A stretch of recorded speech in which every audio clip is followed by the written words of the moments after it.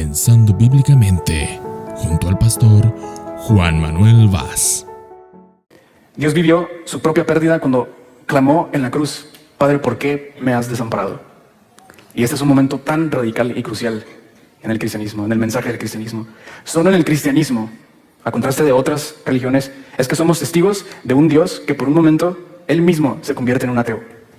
Yo sé que suena fuerte, pero Jesús, véanlo de esa manera, Jesús mismo tuvo que pasar no solo por dolor físico, que lo azotaron y lo crucificaron, sino que tuvo que pasar por una tortura espiritual y emocional también.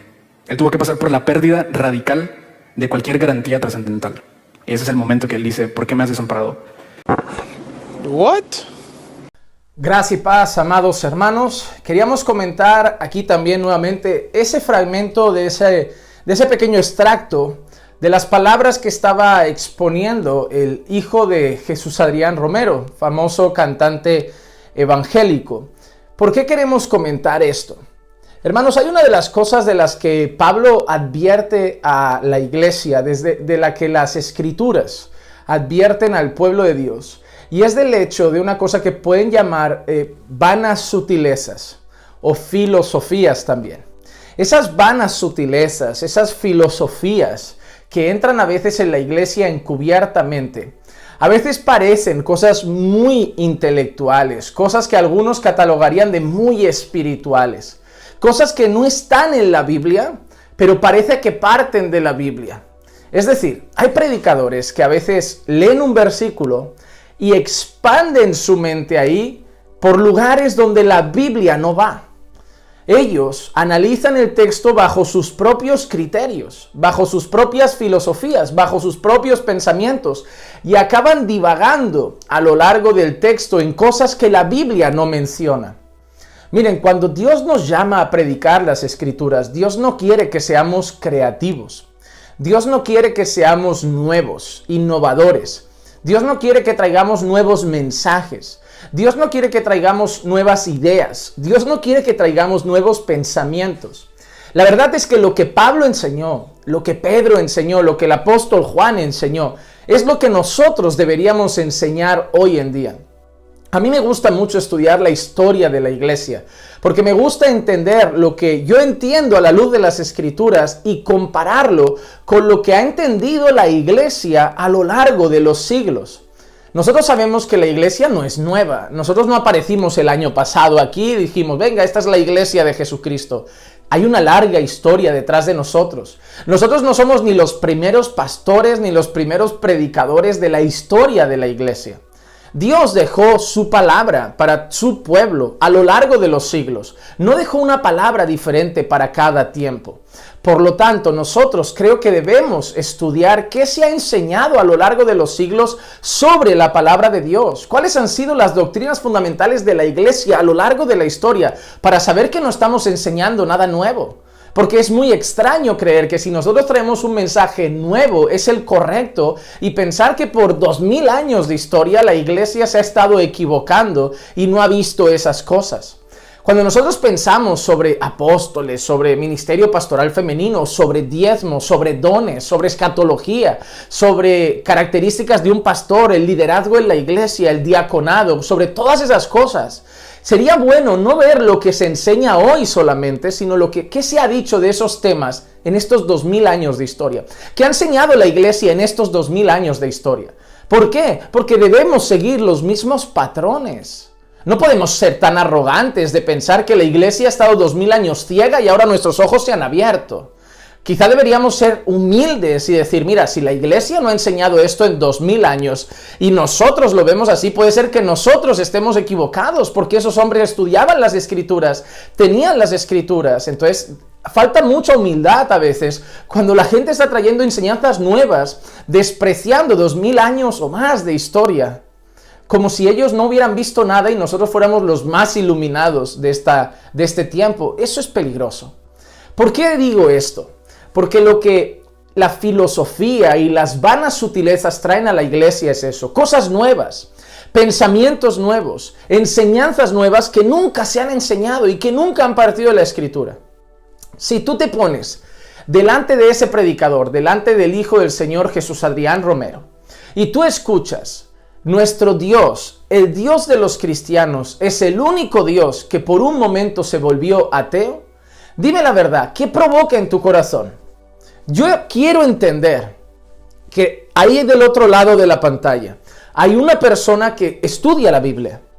Hay una persona que cree que la Biblia es la palabra de Dios, que cree que la Biblia es inspirada por Dios y no tiene que estar dando oído a nuevas revelaciones.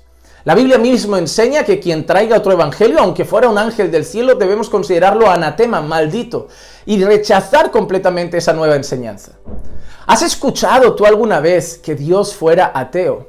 ¿Has escuchado tú alguna vez que Jesús se volviera ateo por un momento? Cuando tú has escuchado las palabras de las Escrituras que se refieren a Jesús diciendo, Padre, ¿por qué me has desamparado? ¿Lo has relacionado alguna vez con ateísmo? ¿Lo has relacionado alguna vez con dejar de creer? ¿Lo has relacionado alguna vez con dejar de tener fe o pensar en el propósito divino? ¿Verdad que nunca has escuchado hablar de eso? ¿Verdad que nunca se ha enseñado de ese supuesto ateísmo del Dios cristiano? ¿Verdad que nunca se ha hablado de que Jesús se hiciera ateo por un momento porque en aquella cruz dejó de creer y entender lo que estaba pasando? ¿Verdad que nunca se ha entendido eso? Ahora te pregunto, ¿qué has escuchado siempre sobre la expresión Padre, ¿por qué me has desamparado? ¿Qué has escuchado siempre sobre eso?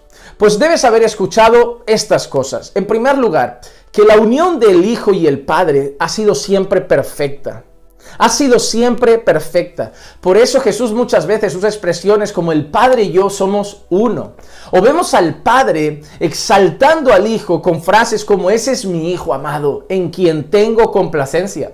O vemos, por ejemplo, escenas como la transfiguración, donde Jesús aparece delante de esos dos personajes históricos de la Biblia tan importantes y el Señor dice, ese es mi Hijo, a Él escuchad, a Él escuchad. Entonces vemos esa unión perfecta entre el Padre y el Hijo, una unión perfecta. Tú has escuchado seguramente esas cosas. Has escuchado también que Jesús conocía el propósito de Dios. Jesús, hay textos en los evangelios que dice que lo miraban y dice, y tenía ojos como que iba a Jerusalén. Jesús le decía a las personas, todavía no ha llegado mi hora, todavía no ha llegado mi hora. Incluso cuando llega el final de sus días en esta tierra, Jesús pronuncia palabras diferentes ahora sí diciendo, la hora ha llegado, el momento de ser entregado ha llegado. Jesús conoce las profecías sobre sí mismo. Jesús sabe cuál es su propósito en esta tierra. Jesús no vino aquí a descubrir lo que tenía que hacer. Jesús no vino a la tierra a ver qué tenía que hacer. Jesús no vino a ver qué iba descubriendo del propósito de Dios para su vida. Él tenía claro el propósito. Lo dejó claro desde un momento. Desde el principio siempre supo para lo que venía. Desde el principio siempre supo para qué estaba aquí. Incluso anima a Judas a decir, Judas, lo que tengas que hacer, hazlo ya, hazlo rápido, porque Él sabe lo que tiene que pasar. Él sabía los sufrimientos que iba a enfrentar. Lo encontramos en Getsemaní orando al Padre y diciendo, Padre, si es posible, pasa de mí este cáliz. Ese cáliz no era Roma, ese cáliz no eran los fariseos, ese cáliz no eran los escribas. Jesús sabe que ese cáliz representa las copas de la ira de Dios. Eso lo vemos en algunos textos bíblicos. Hablar de Dios como el derramamiento de su ira, con esa expresión copas de la ira de Dios, cáliz, está apuntando a la ira de Dios que iba a ser derramada sobre él. ¿Por qué? Porque iba a cargar con nuestros pecados. Y nosotros sabemos que la ira de Dios en ese momento iba a caer sobre él. Sabemos que en ese momento toda la santa ira de Dios iba a ser derramada sobre el Hijo porque iba a cargar nuestros pecados. El que había llevado una vida pura, perfecta, sin ningún tipo de infracción de la ley, justo, santo, inmaculado, cargó con nuestros pecados y él sabía que iba a derramarse sobre él lo más duro que podía recibir una persona, toda la ira justa y santa de Dios. Y en aquella cruz él proclama esas palabras porque sabe que el Padre ahora ha derramado su ira, que el Padre ahora está irado porque el pecado de todos nosotros está sobre los hombros de Jesús. Está sobre Él. Él ha cargado nuestros pecados y está recibiendo el quebranto del Padre. Isaías lo dice, y quiso Dios quebrantarlo, y quiso Dios quebrantarlo. Pero no es ateísmo, no dejó de creer, no perdió de vista el propósito, no perdió de vista el foco, no perdió de vista al Padre. Jamás vemos eso en las Escrituras. Entonces, ¿qué es eso? Nuevas filosofías. Gente que está llevando su mente a otros pensamientos y trae cosas que la gente lo recibe como, a ver, yo no lo veo, pero parece tan espiritual, parece tan profundo que debe ser verdad. No, si nunca se ha enseñado eso, si nunca se ha hablado sobre eso, no debemos aceptar esas nuevas cosas. No debemos aceptar esas nuevas enseñanzas como si vinieran de Dios. La Biblia es clara, hermanos. Tenemos al Espíritu Santo que nos guía en toda la verdad. No vayamos detrás de cosas nuevas. No vayas detrás del que suene más espiritual y te esté enseñando algo que tú no ves y te dices, son astutos, te dicen, tú no lo ves, pero a mí Dios me lo ha revelado. No, pero es que Dios no revela cosas particulares a personas particulares, Dios revela su palabra a su pueblo. Dios no quiere 4 elegidos que traigan la verdad a su pueblo. Dios ha puesto la verdad a disposición del pueblo para que todos nosotros podamos estudiarla y entenderla. Entonces, eso es un error garrafal y ese es solo un ejemplo de otras muchas cosas que podríamos publicar en varios libros. Y vuelvo a lo mismo, estudien las Escrituras.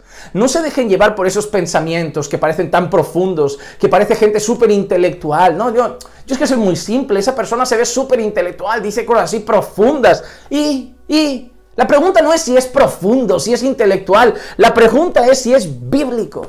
¿Está en la Escritura eso? No, Juan Manuel, no está. Pues recházalo completamente y acepta solo las verdades que están contenidas en la palabra del Señor. Yo te digo esto porque te amo. Yo sé que algunos me tacharán de juez y de terrible, pero Dios sabe que lo que me preocupa es la cantidad de personas que están siendo engañadas porque no están yendo a la fuente, a la palabra de Dios. Así que deseo de verdad que corran a las Escrituras, que no se dejen engañar. Yo de verdad que me duele saber la cantidad de personas que son engañadas. Y yo quiero de verdad que anden en la verdad, que conozcan la verdad, que busquen en las Escrituras. Dios les va a ayudar, Dios les va a guiar. Estudien la palabra, sí, requiere horas, pero es precioso, está lleno de tesoros, es un manjar para nosotros. Así que los animo de todo corazón a rechazar todos estos mensajes, estas filosofías, estas vanas sutilezas que están entrando encubiertamente y solo van a perjudicar la pureza del Evangelio. Hasta aquí, hermanos, un nuevo vídeo intentando que los ojos de muchos sean abiertos a estas cosas y huyan de esos lugares donde el Evangelio es distorsionado y cambiado por un mensaje nuevo. Que la gracia y la paz de nuestro Señor Jesucristo sea con todos y cada uno de ustedes siempre. Y recuerden que los amamos en el Señor.